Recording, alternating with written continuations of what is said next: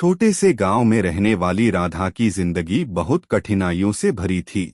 उसका जन्म एक बेहद गरीब परिवार में हुआ था। पिता खेतों में मजदूरी करते थे और माँ घरों में झाड़ू पोछा कर कुछ पैसे कमाती थीं। घर में इतना भी साधन नहीं था कि ठीक से 2 वक्त का खाना मिल सके। राधा के लिए पढ़ाई करना किसी सपने से कम नहीं था। राधा बचपन से ही पढ़ाई में होशियार थी। उसकी आंखों में बड़े सपने थे, लेकिन हालात अक्सर उसे रोकते थे। स्कूल जाने के लिए उसे कई किलोमीटर पैदल चलना पड़ता था। कई बार चप्पल भी टूट जाती और नंगे पाँव ही चलना पड़ता। खाने के लिए टिफिन में अक्सर सूखी रोटी ही होती, लेकिन वह कभी शिकायत नहीं करती। उसका मानना था कि गरीबी इंसान की सोच को रोक नहीं सकती। जब भी रात को घर में बिजली नहीं होती, तो वह मिट्टी के तेल के दिए की हल्की रोशनी में पढ़ाई करती।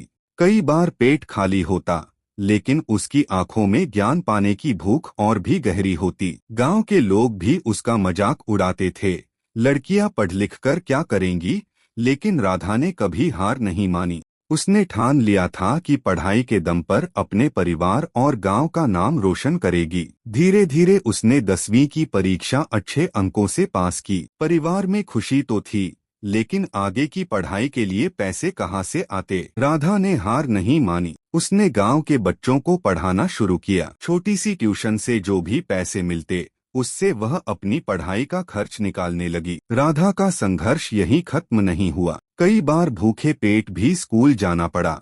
कई बार किताबें खरीदने के लिए इंतजार करना पड़ा, लेकिन उसने कभी पढ़ाई नहीं छोड़ी। मेहनत और लगन से उसने 12वीं और फिर ग्रेजुएशन पूरी की। आज राधा उसी गांव की पहली लड़की है जिसने सरकारी नौकरी हासिल की। अब वह न केवल अपने परिवार की मदद कर रही है, बल्कि गांव की अन्य लड़कियों को भी पढ़ाई के लिए प्रेरित करती है। वह कहती है, गरीबी इंसान की कमजोरी नहीं, बल्कि ताकत बन सकती है, अगर हम हिम्मत और लगन से आगे बढ़े। राधा की यह कहानी यह साबित करती है कि मुश्किलें चाहे जितनी भी बड़ी हों, अगर इरादा मजबूत हो तो कोई भी सपना पूरा किया जा सकता है। उसकी मेहनत और संघर्ष आज हजारों लड़कियों के लिए प्रेरणा बन चुका है।